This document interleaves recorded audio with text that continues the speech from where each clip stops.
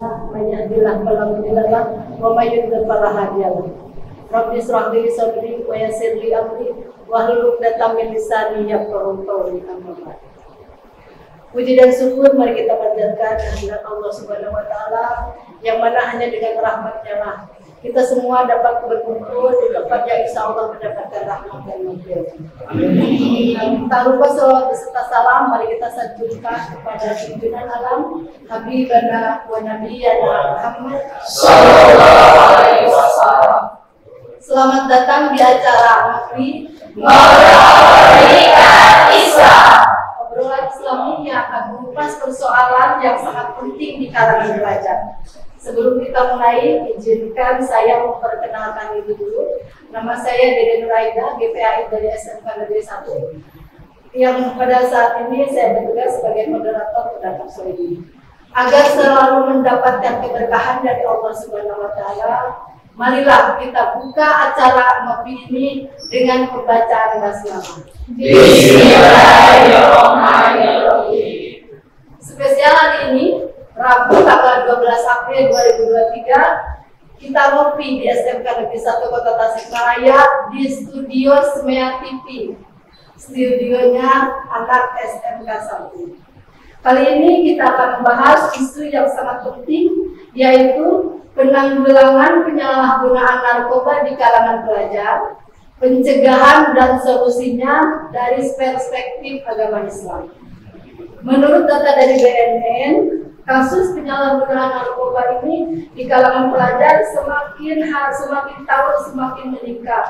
Ini harus menjadi perhatian serius bagi kita semua agar generasi muda yang merupakan aset bangsa harus selalu dilindungi dan dijaga.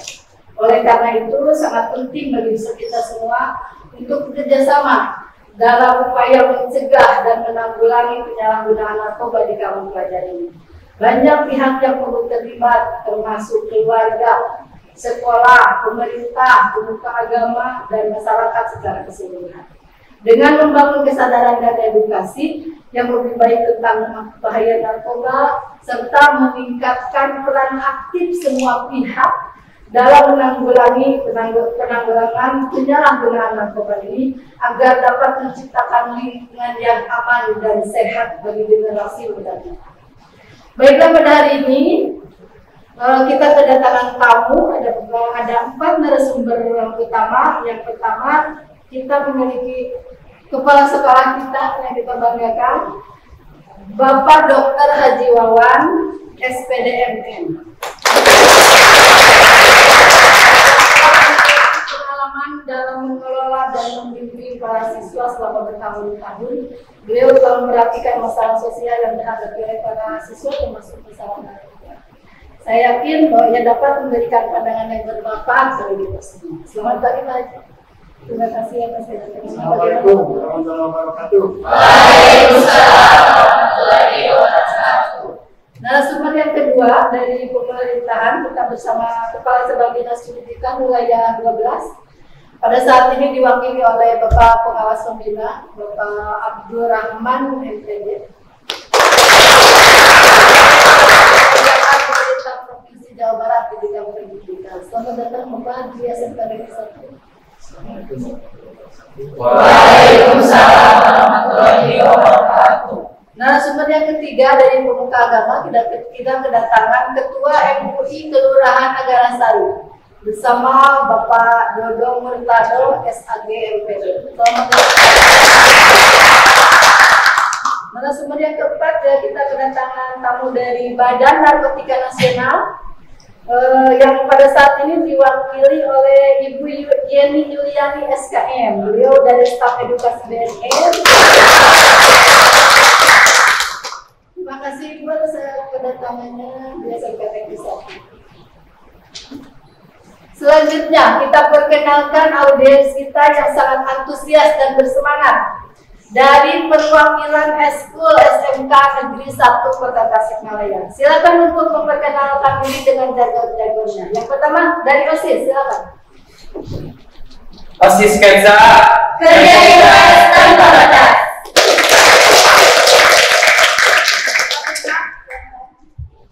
Pramuka, tunas muda yang selalu siap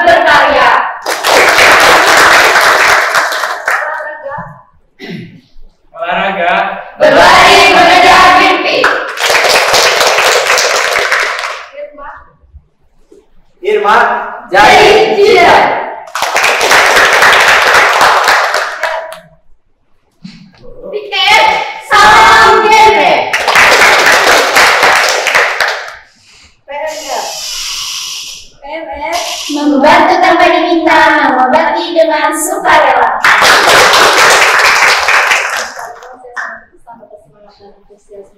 Silakan untuk menyimak dan berdiskusi aktif pada materi yang sangat penting bagi masa depan kalian. Baiklah, mungkin kita mulai saja obrolan sampai ini. Dimulai dari Ibu Yeni dari BNN, langsung saja Ibu. Bagaimana ciri-ciri narkoba mungkin dari sekian banyak pelajar di sini mungkin ada yang belum tahu atau bagaimana. Ciri-ciri fisik, kemudian dampak serta peran dan fungsi BNN di dalam penanggulangan dan pencegahan penyalahgunaan narkoba. Silakan. Baik, terima kasih kepada Ibu sebagai moderator. Saya mengerti dan adik-adik yang hadir pada forum ini.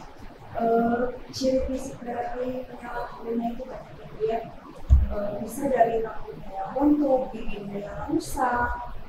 Tapi itu juga sebenarnya kalau fisik dari luar nggak terlalu kelihatan. Yang rusak dari narkotika itu lebih khususnya itu ke saraf. Jadi si narkotika ini lebih merusaknya itu ke saraf. Yang diserang pertamanya itu saraf, kemudian ke anggota tubuh lainnya. Jadi kalau secara seperti ini ya, misalnya ada adik-adik yang pakai ini bisa contohnya pakai sabun, nggak kelihatan, nggak terlalu kelihatan kalau dilihat. Apalagi kalau misalnya nggak diajak ngobrol, nggak bisa dilihat secara kasat mata gitu. Kalau diajak ngobrol, dia lebih nggak nyambung kalau ngobrol. Terus kita ngobrol kemana, dia ngobrol kemana. Tapi secara fisik yang benar-benar dari luarnya itu agak susah, kecuali yang kalau udah yang benar-benar parah banget yang mencari. Iya, yang udah candu banget itu baru kelihatan. Kemudian penanggulangan dari BNN itu sendiri kita ada 4 strategi ya Bu ya.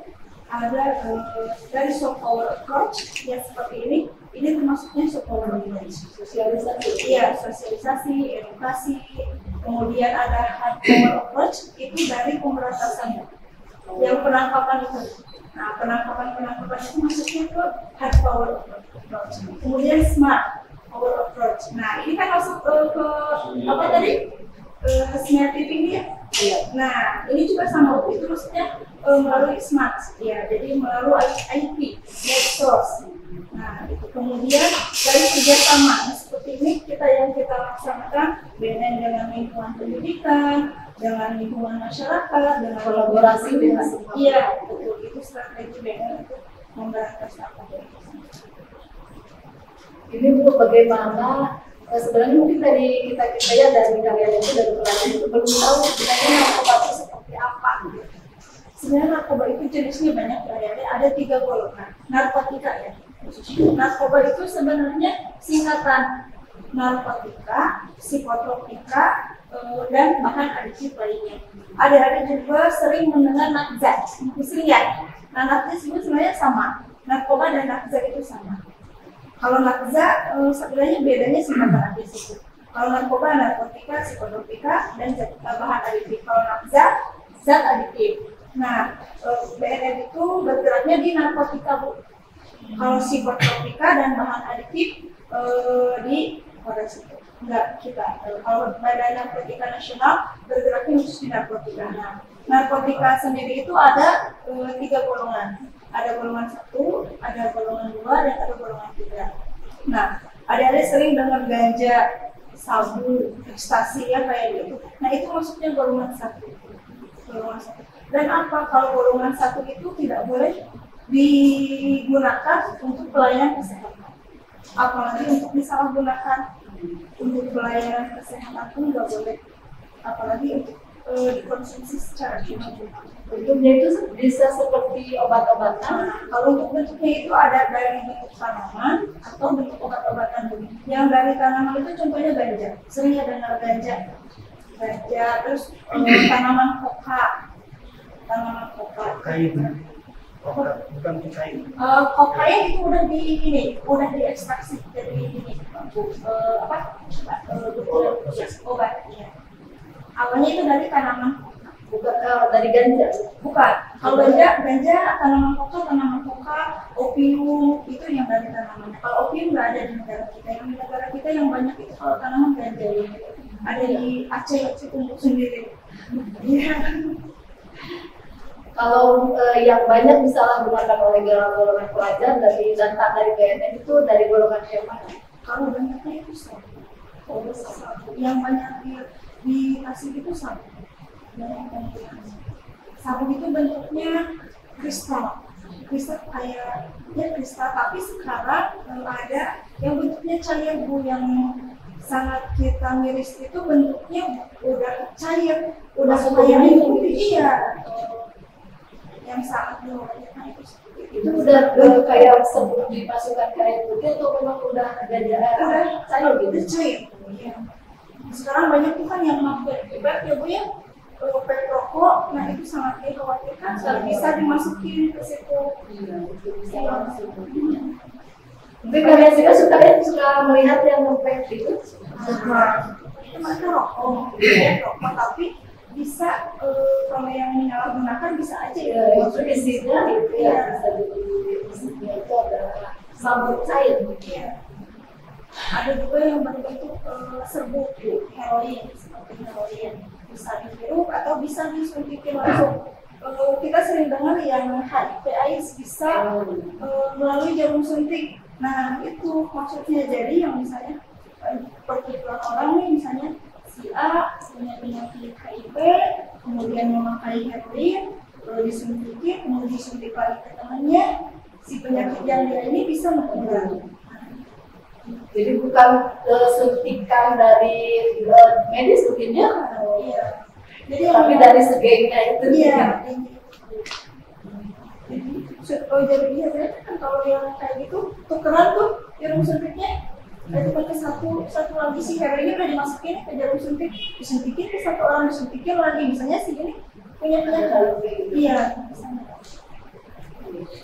Kemudian itu apakah di BNN itu ada bantu untuk yang merehabilitasi gitu, ada yang sudah gitu kan, bukan hanya menangkap gitu ya, bukan hanya menangkap sana, tetapi juga membantu, karena kita tahu mungkin ya kalau yang terkena narkoba itu bukan dikatakan sebagai kriminal kalau misalkan dia itu adalah korban. Apakah ada rehabilitasi atau ada Bu, di BNN sih ada tempat untuk rehabilitasi, namun untuk rawat jalan, kalau untuk rawat inap itu yang tahapannya sudah berat, dan kalau yang berat itu dikirimnya kita ke Ridho jauh banget di Bogor yang para yang ada di situ. rehabilitasinya itu berupa apa? Tergantung kita itu kepastian.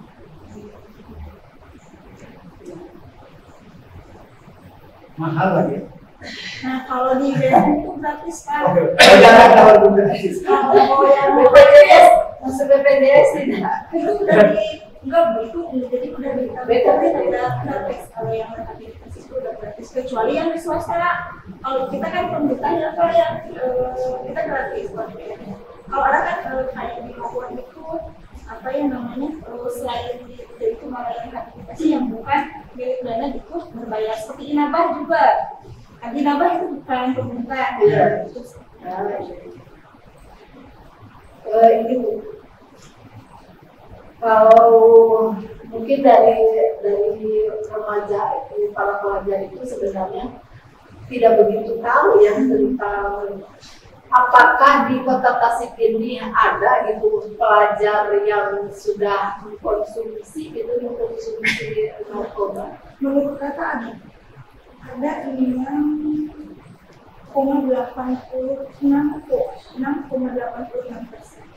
Usia 15 sampai 28. Iya. Udah di sini kan? Ya berarti memang ada yang ada yang sudah terkena. Menurut data dari BNN, penyebarannya itu seperti apa? Penyebarannya itu penyebaran si narkotika itu ini kalau ini melalui bandar kulit kayak gitu Bu, tapi itu kita itu susah sekali untuk mendeteksi si penyebarannya itu, Bu. Jadi kalau modus operandi itu macam-macam, Bu. Kalau penyebarannya ada yang ditutup di dalam wortel, ada yang di kue, ada yang di brownies kayak gitu, ada macam-macam penyebarannya, Bu. Ada sampai yang paling parah tuh yang saya lihat, ada yang sampai karena ininya dibelah untuk timbul sinar narkotika. Untuk menyebarkan yang tidak terdeteksi. Iya, agar tidak terdeteksi. Jadi kita kan suka mendengar kalau di medsos itu katanya suka ada jajanan gitu ya, jajanan permen-permen yang mengandung narkoba katanya. Apakah itu betul seperti itu atau hanya rumor saja hoax gitu? Untuk saat ini sih belum ada penelitian yang baik sebelumnya yang saya tahu. Cuman kalau yang berburu ya memang ada ya berita yang permen yang langsung hilang itu ya ada itu, tapi belum ada Tidak pernah diteliti gitu ya. Tapi modusnya banyak memang. Modusnya lewat makanan itu banyak sekarang. jadi bukan tetapi mungkin bukan ke jajanan gitu ya, tapi untuk penyebarannya saja, untuk dilakukan bisa seperti dimasukkan ke dalam makanan dan sebagainya. Mungkin terima kasih atas paparannya. Nanti kita akan buka sesi tanya jawab ya setelah semua narasumber memberikan materinya. Selanjutnya paparan yang kedua kita dengarkan dari Bapak Jodo Murtado. Beliau akan memberikan gambaran penyebaran narkoba dari perspektif Islam. Terima kasih. Assalamualaikum warahmatullahi wabarakatuh. Waalaikumsalam warahmatullahi wabarakatuh.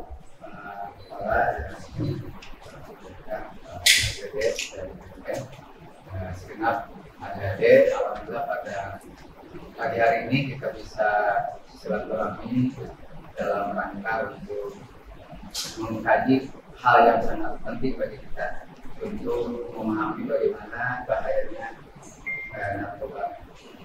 Tapi kita harus ikhtiar, artinya harus waspada, karena itu sudah tadi dipaparkan kepada Presiden, sangat bahaya, sangat luar biasa untuk merusak kehidupan kita. Sehingga kalau melihat dari akibat penggunaan narkoba itu sepertinya hidup itu sudah tidak ada lagi.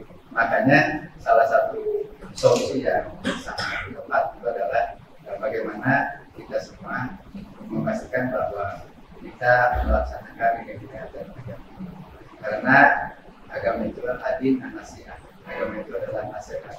Senantiasa memberikan peringatan. Bahkan menurut Prof.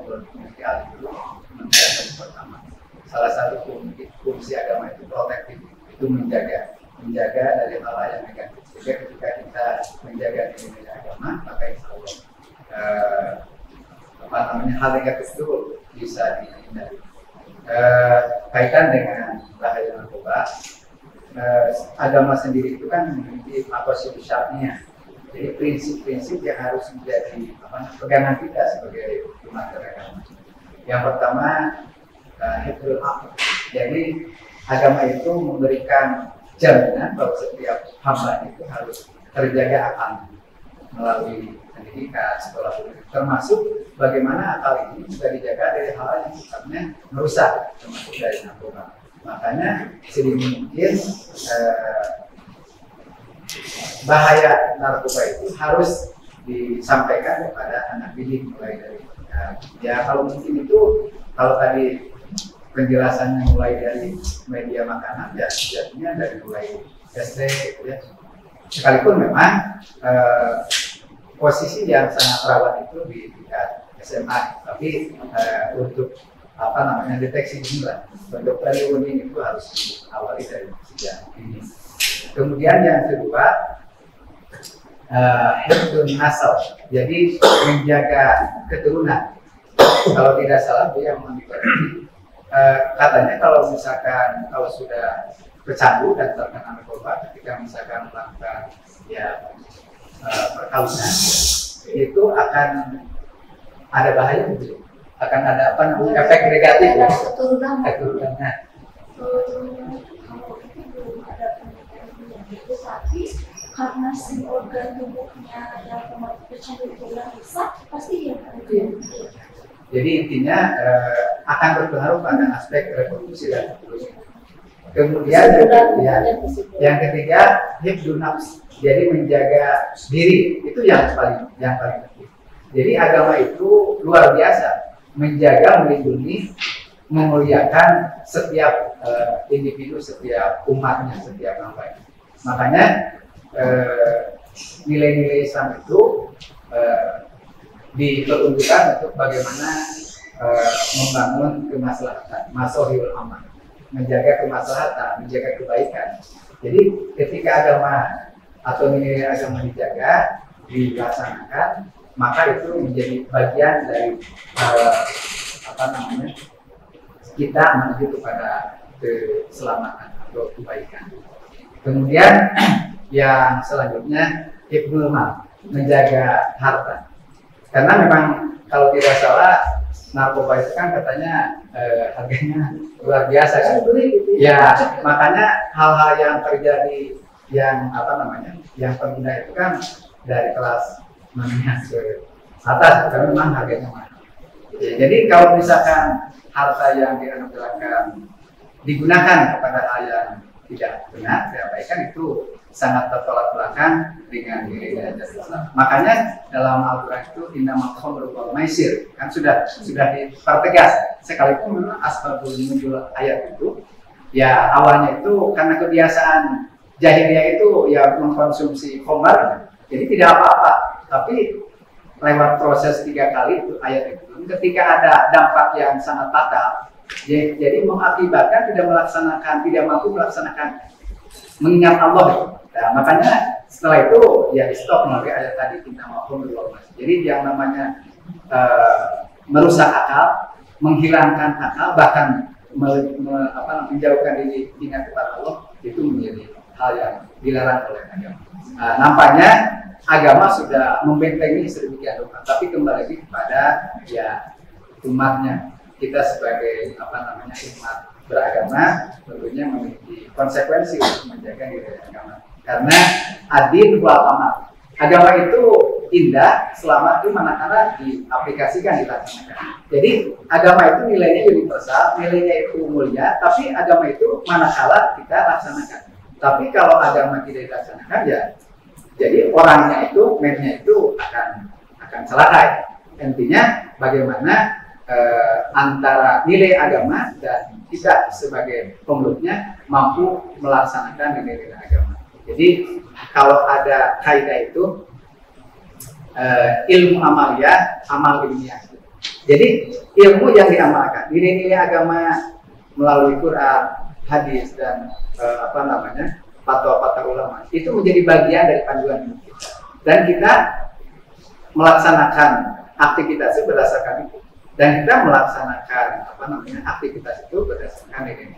Artinya kesimpulannya dari perspektif agama sangat menjaga kehidupan yang yang selamat, yang sehat, yang bahagia. Hal-hal yang menimbulkan kerusakan tatanan kehidupan sosial, maka itu sudah pasti dilarang.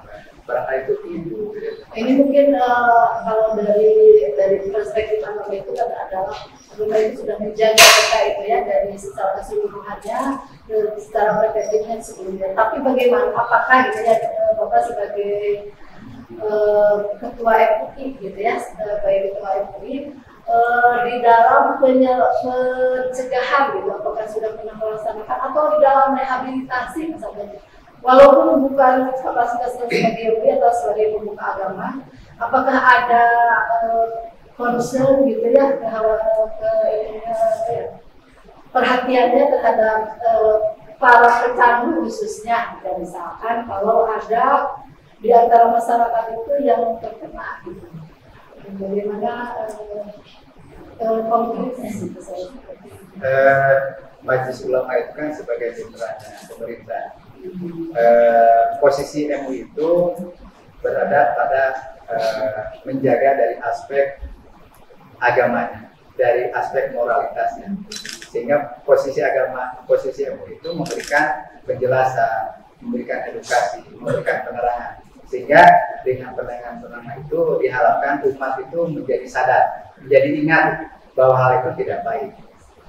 Sekalipun memang di majelis ulama, terutama di tingkat kota itu kan, apalagi tingkat provinsi dan pusat, itu ada yang bidang menangani masalah sosial. Jadi bentuk-bentuk yang sifatnya advokasi, kemudian pendampingan itu ada bagiannya tersendiri. Tapi secara umum majelis ulama itu memiliki tugas peran untuk menjaga umat untuk membangun hijab masalah. Kalau tadi yang tadi kata BPTB ini katanya ada rehabilitasi dengan menggunakan metode inabah, ya. Itu mungkin Bapak bisa menjelaskan karena sebenarnya itu mungkin dari dengan metode dari Islam ya.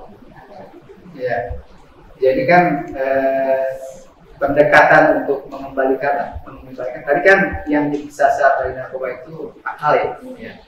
Jadi akal itu bisa kembali normal itu manakala dikuatkan dengan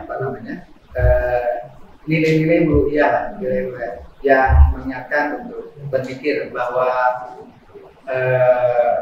hal-hal yang mendekatkan diri kepada sang pencipta, sang pemilik itu salah satu ikhtiar untuk mengembalikan lagi bahwa kecanduan itu bisa berkurang.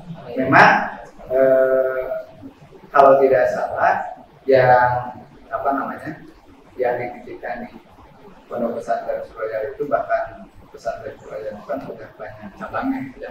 Artinya bahwa itu sudah jelas itu kontribusi untuk membantu ya rehabilitasi terkait dengan pecandu narkoba. Tinggal bagaimana sekarang itu para pelajar, terutama khususnya yang hadir di sini, itu betul-betul kita menjaga jangan sampai kita terjebak pada narkoba, karena tadi sudah jelas daruratnya sudah jelas itu. Kemudian masa outnya sudah jelas, jadi dampaknya sudah jelas, makanya itu harus dijauhi. Dan itu tidak cukup hanya untuk kita punya kewajiban untuk mengingatkan para teman lain. Karena prinsipnya ketika misalkan ada satu persoalan, jadi konsep yang paling solutif itu, yang paling tepat dan bijak itu adalah berjamaah. Kenapa misalkan pelajaran sholat itu berjamaah? Karena memang dalam berjamaah itu bisa berkolaborasi. Kalau misalkan ada konsep di kemudian itu APG, akademisi Dr. dan non-government, itu bagian daripada kebersamaan, partisipasi, jadi pembagian peran siapa melakukan apa dan seperti apa. Jadi apapun kebijakan pemerintah termasuk bahaya narkoba, ketika misalkan sistemnya, regulasinya sudah ada, konsep programnya sudah bagus, tapi ada aspek manajemen programnya. Manajemen program itu kan siapa melakukan apa dan bagaimana nanti pengendalian alat tersebut. Sehingga ketika misalkan kita bergerak sesuai dengan perannya, dengan tupoksinya, insya Allah tantangan narkoba itu minimal bisa dijaga. Itu. Terima kasih. Kalau boleh saya mengambil kesimpulan bahwa di dalam rehabilitasi atau pencegahan narkoba yang dilaksanakan oleh Surya itu adalah inabah itu adalah kembali itu seperti yang tadi dikatakan oleh Bapak, untuk hifdzun nafs, hifdzul akal gitu ya, untuk mengembalikan lagi kepada kesehatan akalnya, untuk mengembalikan lagi kepada kesehatan nafsu atau jiwanya gitu kan, karena oleh narkoba itu mungkin sudah dirusak, maka itu dikembalikan, diinabahkan, dikembalikan kepada semula, yaitu dengan apa? Dengan mengingatkan kembali kepada Allah Subhanahu wa Ta'ala, dengan berzikir, dengan sholat, dan dengan hal-hal yang lebih mendekatkan kepada Allah. Itu mungkin penjelasan dari Bapak Ketua MUI sangat jelas, dan dari perspektif agama Islam. Selanjutnya kita dengarkan paparan dari Bapak Pengawas Pembina, Bapak Abdul Rahman, tentang regulasi apa yang mungkin telah dipakai oleh Sabang Dinas Pendidikan di wilayah 12. Silakan Bapak. Assalamualaikum warahmatullahi wabarakatuh. Waalaikumsalam warahmatullahi wabarakatuh. Terima kasih moderator UPD memberikan kesempatan kepada saya, Bapak Kepala Sekolah, Bapak Ketua SI, dan UPN dan Sakti, anak-anakku, para pelajar, saya banggakan. Dari sisi regulasi, mungkin untuk KSD mengacu pada sudah memiliki regulasi tersendiri.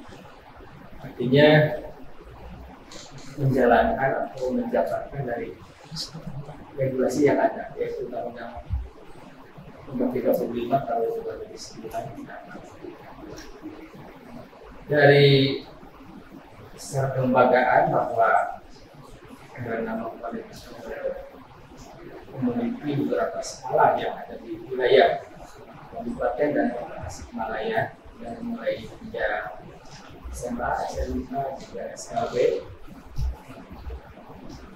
bahwa Sabang Dinas Pendidikan wilayah 12 ini yang dikepalai oleh Pak Sedianin dalam hal ini tidak bisa, beliau tidak hadir dan mewakilkan kepada saya memberikan sesuatu yang bisa bermanfaat bagi Bapak dan Ibu juga adik-adik pelajar, khususnya Sabang Dinas Pendidikan wilayah 12 ini dan seluruh pelajar yang bisa menyaksikan. Tugas dari Sabang Dinas adalah mengkoordinasikan dan mengkomunikasikan, karena sebagaimana yang tadi disampaikan oleh dari BNN bahwa kecenderungan pengguna narkoba itu usia 15 sampai usia remaja, usia pelajar. Jadi artinya bahwa sebagai tanggung jawab kami ada di sekolah-sekolah.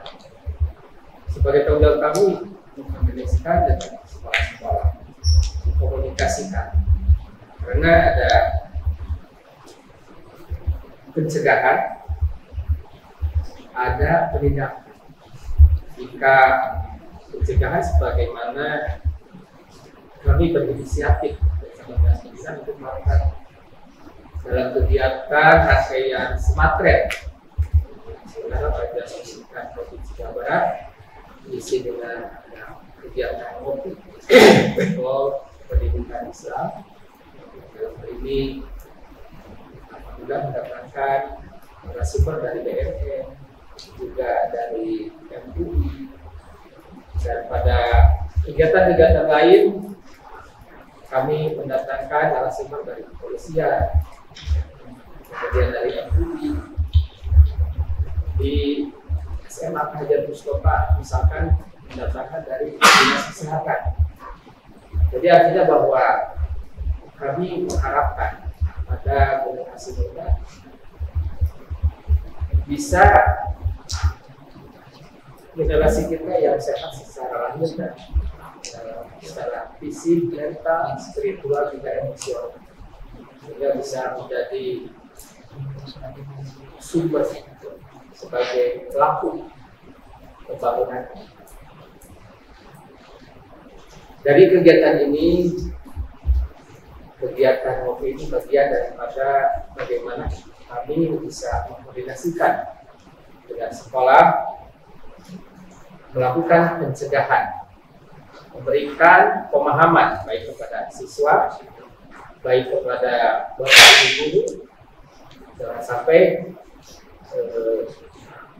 bahwa narkoba ini adalah ancaman besar ya bagi generasi muda. Tadi disampaikan ada sebagian besar adalah para remaja. Dari 2000 secara nasional di 2019 sampai 3 juta lebih. Nah, ini memerlukan ancaman dan harus ada kewaspadaan. Bagi kami ini merupakan satu tanggung jawab bagaimana menyelamatkan generasi muda supaya sehat secara hidup, secara mental, spiritualnya juga dari emosional. Kemudian jika ada hal-hal yang terjadi di sekolah misalkan, kami melakukan koordinasi dengan para pihak, baik itu dari lembaga hukum, dari kepolisian atau dari BNN juga dari majelis. Kenapa ada kami mengundang dari majelis ulama? Karena tadi bahwa benteng yang berarti dalam keyakinan. Jadi harapan kami bahwa dengan pemahaman dari sisi agama, kemudian dari sisi pengetahuan tentang narkotikanya, bisa kita sebelum hal itu terjadi, ya ada bisa memproteksi. Itu mungkin dari sisi regulasi, artinya kami tidak memiliki secara khusus regulasi, hanya menjabarkan apa yang ada pada regulasi pemerintah. Iya, terima kasih Bapak. Kalau di Dinas Pendidikan itu merupakan tugasnya gitu ya untuk melakukan sosialisasi, gitu ya, sosialisasi ke sekolah-sekolah seperti kegiatan seperti ini. Terima kasih Bapak. Selanjutnya kita pada pembicaraan terakhir, mari kita dengarkan Bapak Haji Wawan yang telah memiliki pengalaman memimpin beberapa sekolah besar di Kota Tasikmalaya, mungkin punya pengalaman di dalam menangani masalah narkoba di sekolah. Terima kasih. Assalamualaikum warahmatullahi wabarakatuh. Waalaikumsalam warahmatullahi wabarakatuh. Jadi mungkin konteksnya Bu Moderator, jadi kami bukan menangani narkoba. Kami berat, karena kami bukan di bidang itu. Ya, mungkin. Bu Yedria, kami bukan penanganan narkoba, bukan. Kami hanya paling melakukan preventif. Pencegahan. Terima kasih ini dari Kepala Dirjen dan jadi hanya luar biasa. Saya cintai, kemudian Ketua MUI, kemudian KCD, dan juga kesempatan ini melakukan pendapat kita ini yang tanpa lelah beliau terus melakukan kegiatan-kegiatan khususnya di bulan Ramadan dan penuh barokah, dan harga biasa pun mereka luar biasa ini terkait dengan yang mendukung pengembangan sekolah. Juga ini anak-anak kami nih yang cantik-cantik, yang asep-asep, juga saya merasa bangga juga karena ini hari ini diwakili dari 1.908 siswa-siswi kami, sebetulnya ada sampai saat ini, dan dibagi hari ini itu ada 4 kelompok. Ada yang membawa, ada kegiatan dari kota, ada presiden bisnya dari Telkomsel, tadi kami kegiatan di sana, kemudian dari Tasikmalaya, Kepala Dinas, dan kami masalah UMKM bersama dengan SMK. Satu untuk SMK membangun desa, kemudian ada juga anak-anak kita yang memang hari ini mereka sedang asik naik gadget, main TikTok dan dropship. Karena anak kita ada 42 orang, mereka sedang menghasilkan uang di mana setelah kita di bawah. Yang ini, yang hadir ini orang-orang muda semua yang memang salah satunya yang kami bangun di sekolah ini sebagai aktivis. Dan nanti harus memberikan suatu warna kepada teman-teman mereka di tata usia. Kami dalam bukan yang pecandu narkoba itu SMA, bukan. Jadi tingkat SLA. Jangan-jangan nanti ini kita diprovokasi. Ini mohon maaf ya. Jadi ini tingkat SLA. Ini SLA-nya apa? Geser, ada di Aulia, ada di Pasar, ada di mana itu kan oknum. Ini clear ya. Di kesempatan ini ada yang hal kami garis bawahi. Kita sudah menjadi kebijakan pemerintah, bahkan ini menjadi booming secara dunia. 2045 ini Indonesia itu adalah tahun emas. Jadi sekarang tinggal 23 tahun ini ada ini. Tinggal udah masa produktif kan, masa angkatan kerja. Ini yang kami pikirkan. 23 tahun ini bangsa ini yang ngurusin bukan saya, kamu sudah jadi tulang belulang. Tapi ini yang kita pikirkan. Kenapa kebijakan begitu besar Dinas Pendidikan yang sekarang disampaikan oleh beliau tadi, bagaimana tanggung jawab beliau di dalam dunia pendidikan sebagai figur kami di government yang membawahi bagaimana kebijakan di elektronik sekolah sudah bisa menyiapkan dan memberikan suatu peluang-peluang untuk melakukan inovasi di dalam kegiatan pendidikan. Ini terima kasih Pak KCD hari ini telah memberikan statement kepada kami di dalam melakukan hal-hal yang bentuk terkait tadi yang memang isunya sekarang di BRI ini mengerikan. Kalau melihat dari Bu Yani tadi, aduh saya prihatin. Karena saya punya turunan juga, punya cucu gitu kan. Kalau tidak dititipkan kepada adik ini 20 tahun, cucu saya mau jadi apa? Ini juga tadi luar biasa dari UI, ini sangat menyentuh sekali kita. Miris gitu kan. Kalau orang sudah masuk di wilayah tataran benda haram itu, jangan masuk, baunya juga tidak akan pernah kita akan mendapat penerimaan surga Allah Subhanahu wa Ta'ala. Ini kita komitmen kita dalam itu selalu kita percaya. Kenapa di sekeliling kita ini? Sebetulnya ini setan semua gitu, yang menggoda-goda kita, yang mengarahkan kepada ini. Nah, kembali Pak KCD ke poin 2045. Kalau hari ini BND tidak peduli, MUI tidak peduli, sekarang government dunia pendidikan tidak peduli, apa jadi bangsa ini? Sekarang ya, dunia posisi sekarang kita menjadi penonton seperti apa? Sekarang yang menjadi hewan berhutan di dunia ini adalah sumber kehidupan tambang. Coba lihat sekarang, Eropa bergejolak, Timur Tengah, Asia bergejolak luar biasa. Sekarang kalau warga Indonesia diajak perang pasti wani, karena ada sahih urusan. Itu sudah jihad. Ini sudah dibuktikan. Gak mungkin sekarang yang akan merebut bangsa kita sendiri, sumber daya yang ada di alam kita ini adalah dengan kekerasan ini. Karena sudah terbukti dan terbukti.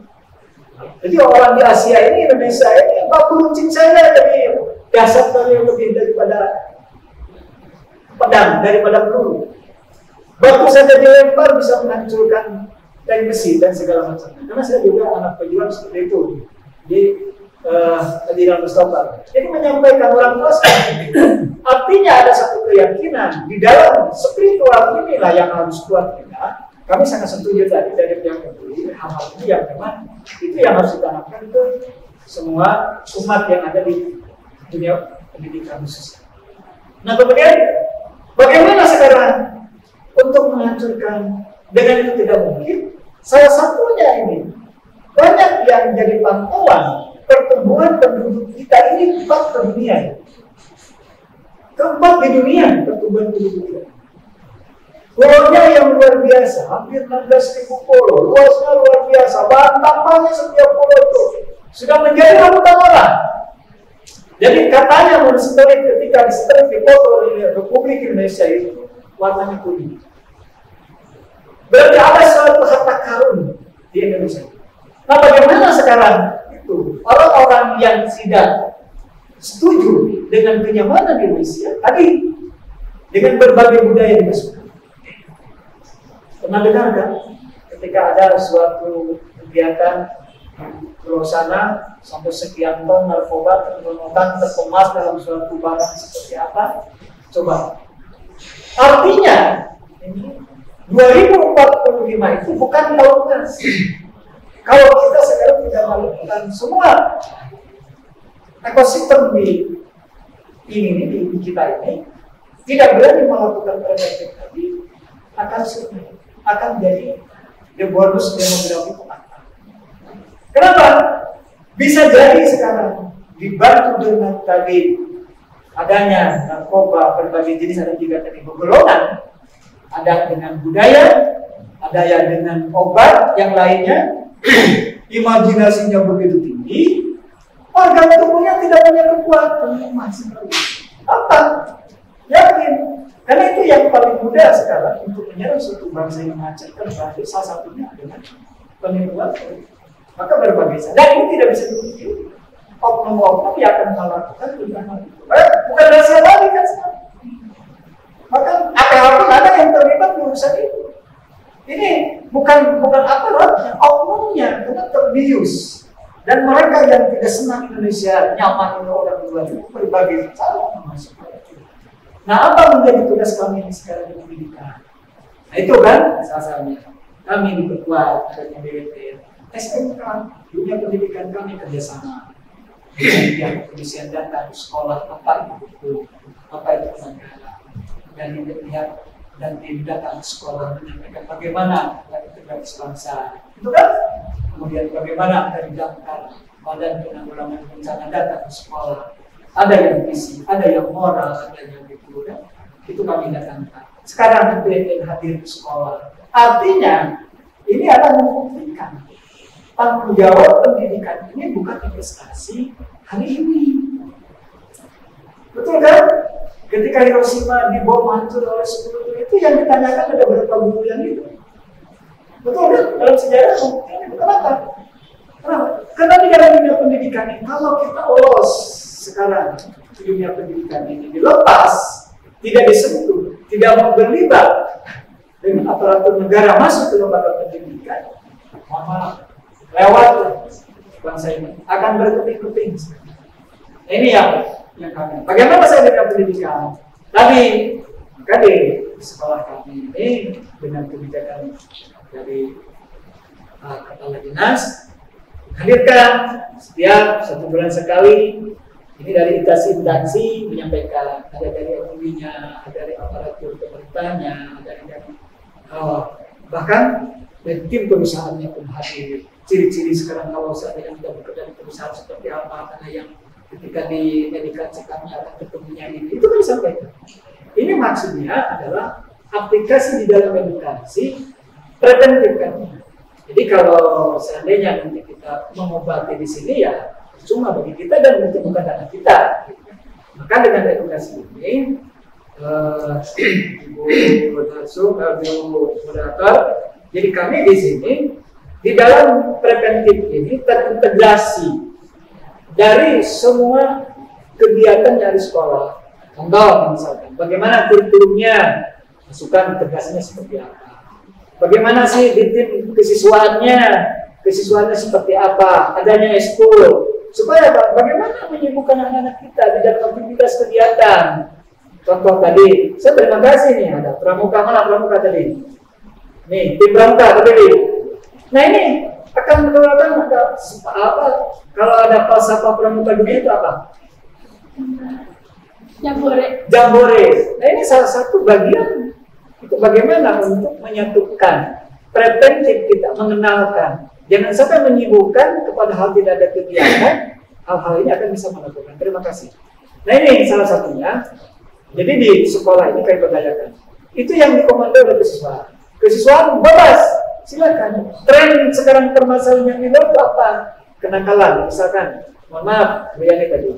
Kalau saya tanya, sekarang kan banyak aktivis ya, banyak geng. Ini kalau itu juga, Bu. Ini yang paling muncul dari geng mana ini yang suka mengasarkan itu, tapi jangan jawab. Ini kan artinya maksud saya, hati-hati anak ini. Jangan rusak nih 2045 ini. Akibat Anda salah gaul. gitu kan? Salah masuk komunitas. Maka di sekolah ini ada komunitasnya, ada 1, 2, 3, 4, 5 yang ada di sana. Ada komunitas di sini. Salurkan dalam kegiatan-kegiatan.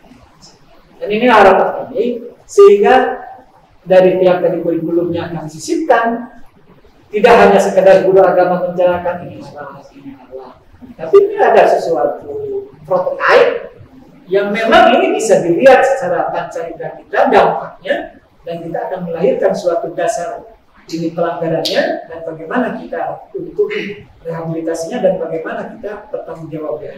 Ini salah satu.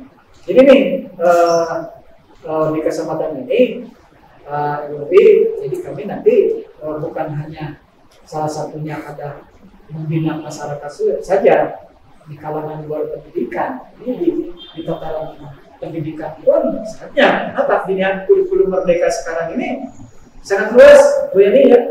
Bu Yani nanti bisa kami hadirkan ke SMK 1 punya dia untuk menyampaikan materi. Itu boleh, karena SMK 1 sudah kurikulum merdeka. Artinya kurikulum merdeka SMK 1 ini berbasis kebutuhan. Anak sekarang kegiatan dengan sikupnya narkoba di mana-mana, boleh. Saya undang bisa kita lihat transportnya dari pos, nggak gratis itu. Yang penting itu konteksnya jelas. Nah ini hal-hal yang memang kami lakukan sehingga nanti kurikulum masuk ke dalam kurikulum yang lainnya, tipis di sekolah nanti adanya dengan wakil siswanya, kemudian infrastruktur yang ada di sekolah itu adanya bagian yang di bagian infrastruktur misalnya apa yang menunjang dan bahkan memantau. Ketika anak yang masukin disiplin siswa yang masuk ke SMK 1 motornya bising saja kalau sudah sekolah. Kenapa? Itu pembangunan kita adalah subsidi yang harus dibangun. Sehingga ini anak hebat 1908 ini masuk kampus ini sudah tidak lagi motor dan disiplin masuk ke kampus. Alasannya jelas, bukan ingin terkunci, ingin menjadi mewakili bicara orang lain. Tapi kenapa? Karena tempat parkir di belakang melalui kantor, melalui ruang belajar, melalui ruang kegiatan laboratorium. Kalau diberikan di sini, itu salah satu paling belakang soft skill. Mana soft skill itu adalah menghargai orang lain. Karena ini butuh. Kalau dikemas bahasa Inggris nanti anak. Nah ini, jadi bukan hanya kami ini dipantau dilihat anak sudah bukan itu, tapi kondisi di lapangan bisnis alami. Jadi bisa dilihat anak-anak kami sudah menyadari masuk nanti maka sudah masuk sampai ke tempat sampai ke kanan ada yang belajar melakukan belajar lainnya. Ini terima kasih terutama ini dari tim MPK OSIS mana MPK ya coba berdiri tim MPK-nya.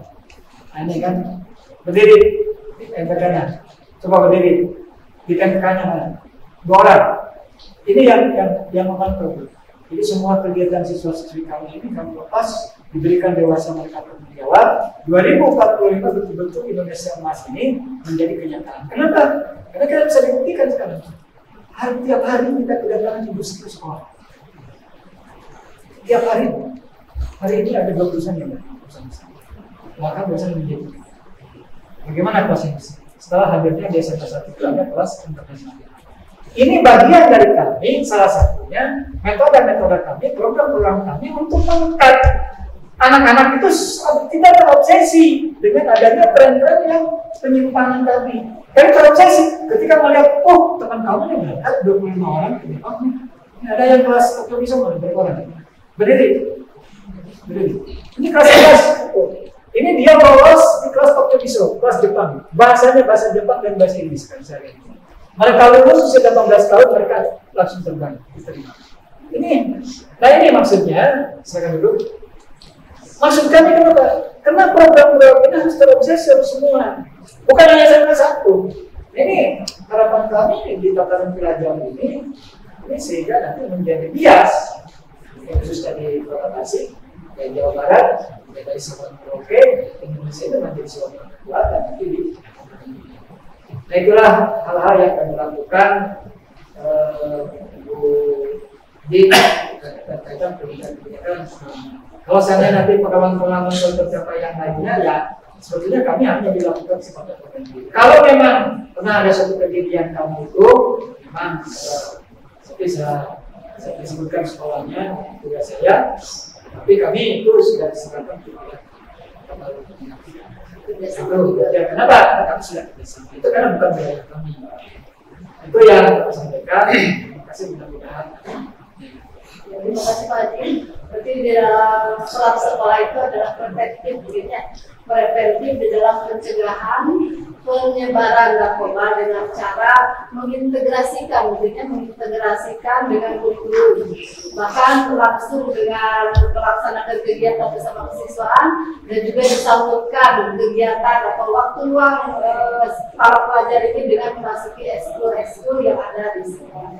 Terima kasih Pak Haji yang begitu concern dan yang begitu peduli dengan masa depan generasi selanjutnya. Terima kasih kepada semua narasumber. Mungkin kita telah mendapatkan paparan yang begitu berharga. Dan kita semua harus menyadari bahwa masalah ini bukan masalah kecil yang bisa diabaikan begitu saja. Sebagai generasi muda, mungkin kalian harus bersama-sama mengambil tindakan dan mencegah untuk mengenal, bahkan untuk sekedar tahu, mengenal dan mencoba. Apalagi mencoba itu harus ditinggalkan.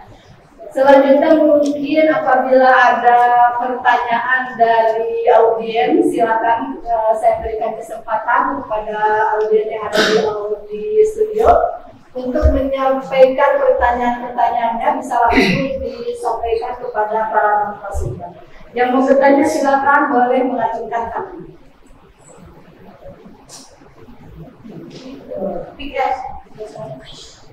Assalamualaikum warahmatullahi wabarakatuh. Sebelumnya izinkan saya memperkenalkan diri. Nama saya Adi Setiani dari perwakilan UGM. Saya ingin menanyakan bagaimana menangani kasus narkoba pada pelajar yang terbukti positif mengkonsumsi narkoba di sekolah. Terima kasih. Ya, ini mungkin pertanyaannya apabila ada apabila ada pelajar yang sudah mengkonsumsi narkoba, ini bagaimana cara menanganinya? Ini boleh dijawab oleh Ibu yang berwenang. Sekolah dulu Pak, yang berwenang boleh? Enggak, dari sana dulu boleh? Ada Ibu dulu lagi. Jadi kalau dari BN ya Bu ya, ada itu bisa dibawa ke BN, nanti di tes di sana, dan kalau positif di sana positif, lalu kita direhab di sana. Kalau ada barang bukti, sesuai barang buktinya nanti ada hukumannya. Kalau nggak ada barang bukti, masuknya ke korban dan direhabilitasi. Jadi penanganannya apabila positif itu langsung direhabilitasi. Dan juga mungkin diklasifikasikan apakah dia itu korban atau Itu korban atau masuknya misalnya ada di termasuk kurir atau termasuknya pengedar atau bisa bahkan bandar, nanti ada penyelidikan lebih dalam lagi. kalau dari sekolah, Kalau ambil sekolah ya jelas, kalau memang sudah ada, ya tadi karena desa Prasat itu kami sudah melakukan kerjasama dari pihak kejaksaan pun kami sudah masuk. Dari semua departemen yang ada di lingkungan ini, kami tidak menonton hanya di dalam dunia pendidikan saja. Nah ini kan berbagai aktivitas yang dibutuhkan dengan pendidikan itu akan yang satu. Karena lulusan dari sekolah ini kan peluang lapangan di luar itu kan bebas. Sehingga kami itu membuat, jadi tergantung ketika memang terindikasi ya PH yang urusannya bukan dengan kami. Cuma kami nanti ada sebesar besar pembinaan dan itu dievaluasi RPL. Nah, hari itu nanti kami melakukan. Jadi tidak berhak. Dan sampai hari ini kami tidak yang sudah uangnya cuma dari menjadi seperti itu. Kami yaitu kategorinya itu jadi ada di dalam mereka. Jadi pengedar, pemakai, korban. Jadi kami hanya menyelamatkan.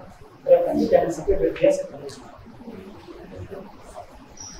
selanjutnya dari yang Assalamualaikum warahmatullahi wabarakatuh. Waalaikumsalam. Perkenalkan, saya Muhammad Ilham dari perwakilan SDM. Izin bertanya Pak, bagaimana pendekatan dakwah yang efektif dalam mencegah penyalahgunaan narkoba di kalangan pelajar? Bapak Ibu ya. Ya. Terima kasih, pertanyaannya cukup luar biasa dan itu menjadi hal yang sangat fundamental terkait dengan dakwah. Memang dakwah itu kan mengajak, mengingatkan, menyadarkan. Apalagi tadi bahaya narkoba itu sangat laten, sangat luar biasa. Sehingga posisi dakwah itu menjadi strategi. Tentunya untuk melakukan pendekatan dengan dakwah akan menyesuaikan dengan objeknya, madhubnya kan. Jadi dakwah itu ada yang dakwah secara umum, secara konteksnya ya umum, ada yang dakwah secara spesifik, termasuk yang tadi yang ada gejala-gejala berkaitan dengan bagaimana kaitan khusus terkait dengan penyakit sosial. Nanti hal-hal terkait dengan kontennya, materinya itu akan menyampaikan hal terkait mulai dari bagaimana bahayanya, kemudian bagaimana agama melarang itu dan seterusnya, sehingga sampai kepada aspek bahwa terutama generasi muda itu aware, sadar akan bahaya itu, dan salah satu kesadaran itu muncul atas pemahaman tentang agama. Memang dalam pendekatan dakwah itu kan ini ada pendekatan yang disesuaikan dengan objeknya, kan ada hikmah, ada ilmu, ada sama, ada wajah, latihan asan. Jadi nanti kan matunya kalau misalkan yang kaitan dengan gejala-gejala yang terkait dengan penyakit itu kan, nanti menu yang akan disajikan itu banyak hal yang terkait dengan itu. Dan itu biasanya kalau nilai agama itu ada yang sifatnya basyiron, manadiron, ada yang mengingatkan bagaimana kalau misalkan mampu menjaga itu menjadi kenikmatan, menjadi kebahagiaan, menjadi selamat. Tapi ada manadiron, ada peringatan, ada ancaman. Wa'azbah itu menjadi bagian daripada konten bagian dakwah. Jadi dakwah itu di samping metodenya juga harus pas, harus tepat. Jaga kontennya akan menyesuaikan dengan materi. Jadi intinya bahwa agama itu universal, akan digunakan oleh siapapun dalam bentuk apapun dimanapun. Tinggal nanti kita dakwahnya dengan siapa objeknya dan hal itu. Jadi tergantung audiensnya dan bagaimana metodenya gitu ya. Selanjutnya dari itu Pramuka. Assalamualaikum warahmatullahi wabarakatuh.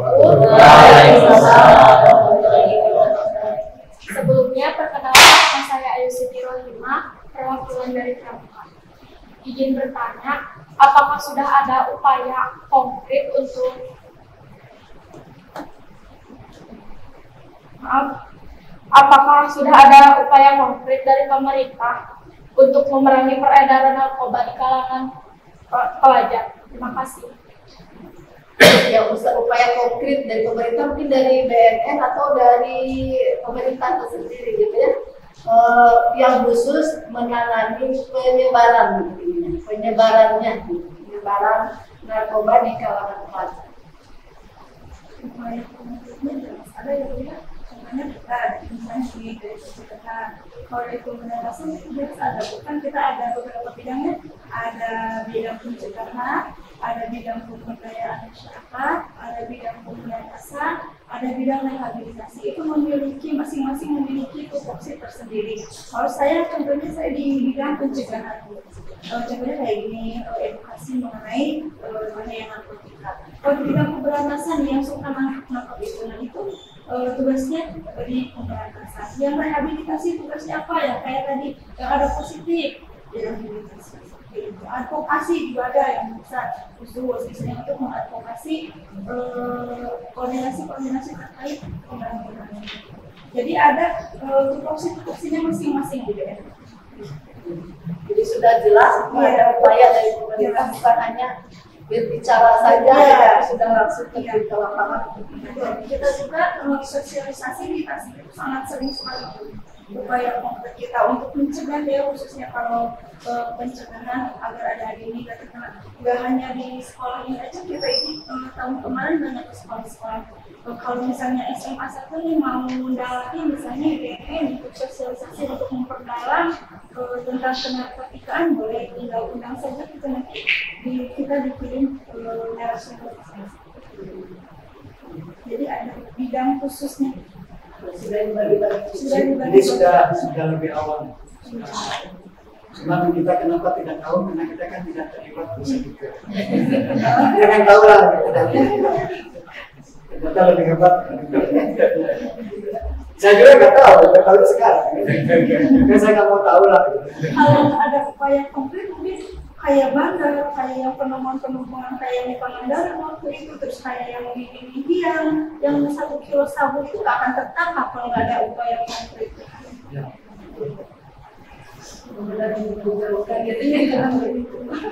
Terima kasih. Selanjutnya ada lagi pertanyaan dari Mas Isya. Assalamualaikum warahmatullahi wabarakatuh. Sebelumnya, perkenalkan nama saya Iqbal Baliliati, saya perwakilan BOSIS. Dari tadi menilai dari data BNN ada sekitar 68,8% penggunaan narkoba itu ada di rentang remaja. Nah, bagaimana sih Bu cara menghentikan remaja yang emang misalkan sudah terjerumus ke dalam narkoba gitu untuk stop untuk mengkonsumsinya kembali? Terima kasih. Oh iya. Bagaimana udah mesti dijawab itu? Jadi untuk pendidikannya itu harus direhabilitasi, karena kalau enggak itu kecanduan. Jadi kayak apa ya? Yang namanya candu itu Yang namanya candu itu susah kita dosis. Misalnya dosisnya 0,1 gram, udah keenakan naik lagi 0,2 itu harus wajib di dosisnya. Iya, kalau udah candu itu terus naik dosisnya. Jadi dosis misalnya 0,1 gram nih sabu, efeknya misalnya udah nggak kerasa lagi, pengen lebih lagi, naik lagi. Jadi upayanya yang harus direhabilitasi sampai benar-benar iya, bukan yang dijauhi gitu kan. Udah direhabilitasi, jangan menggunakan lagi ya percuma, tetap. Kalau punya teman harus ditanyakan. Kalau misalnya punya teman ya ini ya yang sudah ya bawa aja ke BNN, nggak apa-apa. Itu nggak ada hukuman. Undang-Undang Nomor 35 Tahun 2009 yang rela dengan sukarela melaporkan diri ke kantor BNN atau kantor yang menangani narkotika itu nggak ada hukuman. Nanti kita direhabilitasi. Jadi jangan takut-takut untuk lapor ya. Walaupun misalkan anaknya tuh nggak mau misalkan gitu kan, Ya, tapi yang melaporkan itu temennya, yang melaporkannya temennya, yang itunya nggak mau apa-apa, tapi diusahakan, diupayakan si temennya itu mau dikasih tahu aja, nggak apa-apa kok, nggak idenya nggak dihukum kok, datanya pun kita aman, nggak akan kita sebarluaskan. Misalnya yang melaporkan nih, yang melaporkannya pun aman, nggak akan ketahuan. Aku dilaporin sama siapa ya? Saya kan itu ya, aku takut nih buat ngelaporin temen aku, takutnya. Iya, nggak apa-apa. Nanti itu ada di Undang-Undang Nomor 34 Tahun 2009 perlindungan hukum bagi yang melaporkan. Terus yang sukarela juga melaporkan itu nggak ada. Jadi jangan takut lapor ya. Ada pertanyaan yang lain dari PMR belum ya? Silakan dari PMR. Assalamualaikum warahmatullahi wabarakatuh. Perkenalkan, saya Kamunika Putri, Surabaya dari PMR. Izin bertanya, apa dampak negatif narkoba pada kesehatan dan jangka panjang dan bagaimana cara mencegah? Itu sangat banyak sekali ya Bu ya, banyak sekali dampaknya. Yang pertama tadi otak. Kalau udah otak kita rusak, mau bagaimana nih? Otak kita udah dikasih sama Allah yang otak kita bagus, otak yang sehat, terus kita rusak. Kita aja otak yang sehat aja mau berpikir jernih aja kadang-kadang agak susah ya, apalagi yang udah rusak. Apalagi ini adik-adik masa depannya sangat luar biasa, sekolah di SMK Polri, terus makanya aku harus sangat disayangkan. Efeknya apa aja sih ke otak misalnya ya? Otak jadi rusak. Kalau udah rusak gimana sih? Berpikir bisa jadi nggak bisa ya? Pemalas Betul. terus kerja juga. Betul. Prestasi jadi menurun pasti. Karena aku berpikir aja nggak bisa. Iya nggak? Terus ke tubuh apa banyak? Kalau ke tubuh itu udah jelas ya, bisa ke paru, bisa ke jantung, bisa ke ginjal, bisa ke gigi. Terus bisa dampak sosialnya dulu. Dulu ada kasus tahun 2012 yang viralnya namanya siapa yang lupa lagi saya, yang viral di TV itu ditemukan beberapa butir ekstasi dikonsumsi, kemudian mengendarai mobil dan apa? Menabrak 9 orang itu, Pak. Ya, yang meninggal siapa namanya? Apriyani, siapa yang namanya saya lupa. Yang perempuan itu, dia mabuk-mabukan, minum minuman alkohol, kemudian mengkonsumsi narkotika, ekstasi. Itu ekstasi golongan 1, nggak boleh dikonsumsi sembarangan, nggak boleh dikonsumsi, nggak boleh untuk kesehatan pun nggak boleh. Ini dimakan sembarangan. Apa dampaknya? Sosial dampaknya bukan hanya diri sendiri loh. Orang lain nyawa, 9 nyawa melayang dengan percuma. Itu dampaknya. Kalau dampak panjangnya sangat banyak sekali, Bu. Masa depan sudah tubuh nggak sehat, organ tubuh sudah rusak, otak udah rusak. Apa yang mau diharapkan kalau tubuh kita, otak kita udah rusak? Ngobrol aja gak nyambung, Bu. Kalau itu kalau yang mau pemakai itu kita ngobrol kemana, yang diajak ngobrol kemana? Apalagi masalah pelajaran ya, kalau yang sekolah diajak ngobrol aja susah nyambung, apalagi pelajaran sekolah susah, kapasitasnya susah sekali masuk. Dampak panjangnya banyak sekali, ada itu khususnya untuk kesehatan dan banget. Ini sekalian Bu, saya kan tahun 87 ya. Saya pernah bergaul sampai ada yang diiris tangannya, bisa gitu kan. Jadi teman tapi saya tidak terlibat. Saya jujur aja, waktu itu sampai ada apa tadi yang cek itu ganja, atau persis. Kami masuk di wilayah itu. Dan kami ingin sesuatu memberikan satu kemanfaatan. Ternyata kami tidak bisa. Makanya saya menggunakan awal. Jadi ketika kami masuk di ranah pendidikan, saya konsen dari dulu karena teman saya itu 3 orang yang lewat. Jadi malam minggu, ya di bawah pagi udah lewat. Saat satu malam 2 orang lewat seperti jadi teman-teman kami yang seperti itu. Tapi itu memang orang-orang yang memang mau memerat mengumpulkan komunitas di skop. Artinya saya masuk di wilayah pergaulan itu, maksud saya itu ingin sedikit memberikan sesuatu warna kepada mereka. Tapi alatnya kalau mereka punya uang kan begitu. Yang jadi korban orang biasa.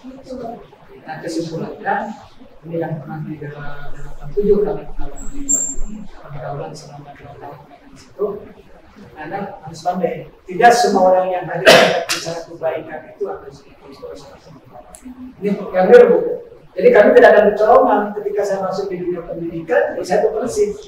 Kalau yang ngomongin, tahu yang nyupir saja di jalan aja, bawa saya tahu. Karena saya 2 tahun masuk di wilayah itu. Ketika saya jadi mahasiswa seperti itu, kejadian teman-teman saya banyak yang lewat. Itu orang-orang baru. Jadi di dalam teman baik itu takut begitu. Contoh, saya karena ini punya perhatian Tuhan, tidak bisa cari orang lain, kasih orang lain. Tapi sama seperti itu. Makanya jangan semangat. Lihat dan pengalaman saya. Jadi ketika saya ada 1908 lewat anak itu saya tahu. Tapi itu ingin sini dalam diri gitu. Jadi nggak bisa dibicara berarti sekian dan lagi. Jadi tapi karena kami kan hanya sebagai tadi ini kesesuaian setiap Betul kan? Ada yang dikeluarkan, malu ngakui gitu kan? Pernah ada kejadian di sini. Pernah, begitu saya masuk ke sini. Tapi dia menyadari itu, karena dibius tadi, dicekokin orang. Iya, dan tidak tahu mereka. Ini yang saya di sini, kawan saya 4 tahun di pendidikan. Dan dulu memang hidup saya gaul dengan berbagai kehidupan. Jadi ketika saya masuk ini, betul sekali lah. Ini di dalam Selain media sekalian bahwa kita semua itu harus bisa menjaga pergaulan, karena dalam pergaulan itu kita tidak tahu ya bagaimana, apakah mereka itu sudah terjerumus atau mau menyebarkannya kepada kita, dan kemudian kita menjadi korban untuk ini. Itu ada yang mau ditanyakan. Apabila misalkan kita itu kan dites ya, tes kalau mau bekerja kan suka ada tes urin, tes apa? Nah kemudian kita itu misalkan terindikasi gitu positif, apakah itu akan berlaku selanjutnya? Terus menjadi ciri gitu, tidak akan diterima lagi gitu di mana-mana kalau kita pernah terindikasi. Ada catatannya, Bu. Ada catatan, ada kebijakannya. Itu berlakunya berapa tahun? Kalau berlakunya sebenarnya kalau tes urinnya kalau narkotika itu 7 hari itu udah terdeteksi. Masalahnya di situ. Jangan dikasih tahu. Catatan ada apa kalau seperti itu paling kan ya kan positifnya orang ini posisinya apa ada di suratnya kan ada dikasih kan ya semua misalnya positif banyak atau sabu atau apa di situ ya dari kasih tahu ya jelas pasti catatan maksudnya rekam jejaknya mungkin seumur hidup juga kita itu udah terekam gitu loh, positif gitu. Apalagi nih anak-anak yang sekarang sudah terindikasi kelas seperti lisos, datanya sudah dikopi. Berarti ketika diklik nomor NIK-nya, mereka jejak mereka selesai. Jejak digitalnya, maka hati-hati main gadget, bisa ketahuan. Ya kan, hati-hati Pak ya.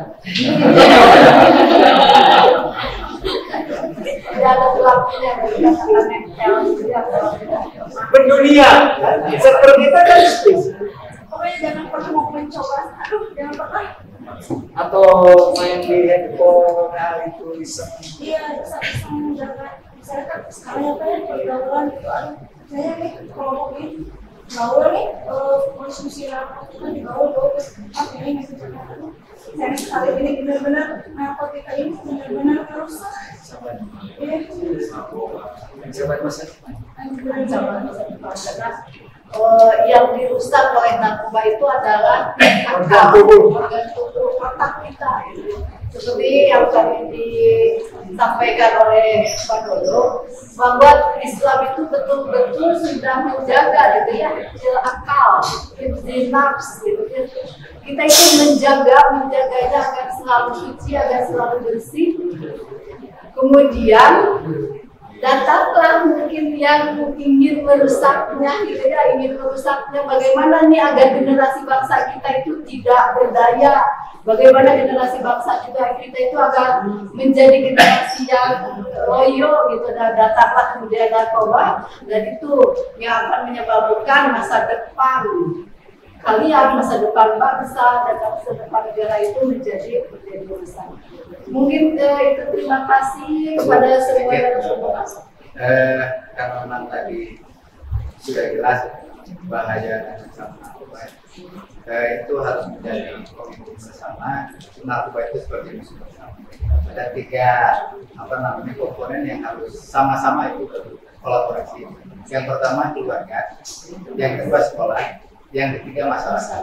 Ketika misalkan 3 lingkungan itu bersama-sama komitmen untuk menjaga siapapun generasi muda ataupun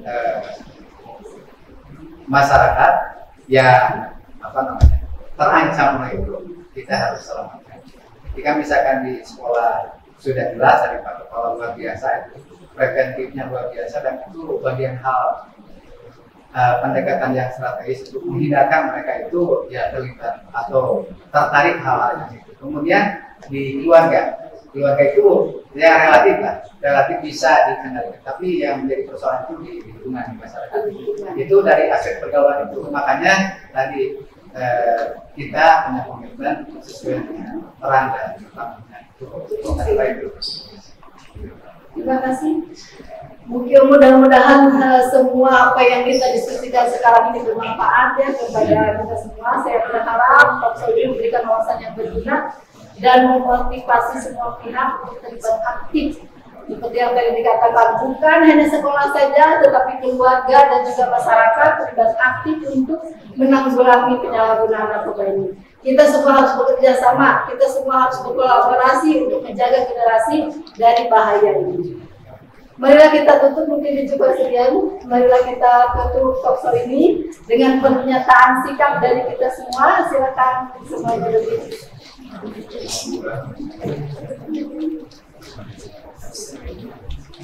Senyum berat, pelajar sehat, masa depan gemilang.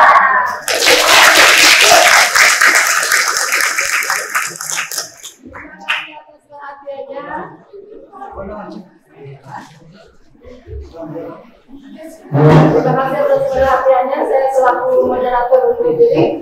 Mohon maaf atas segala kekurangan. Wassalamualaikum warahmatullahi wabarakatuh. Waalaikumsalam warahmatullahi wabarakatuh.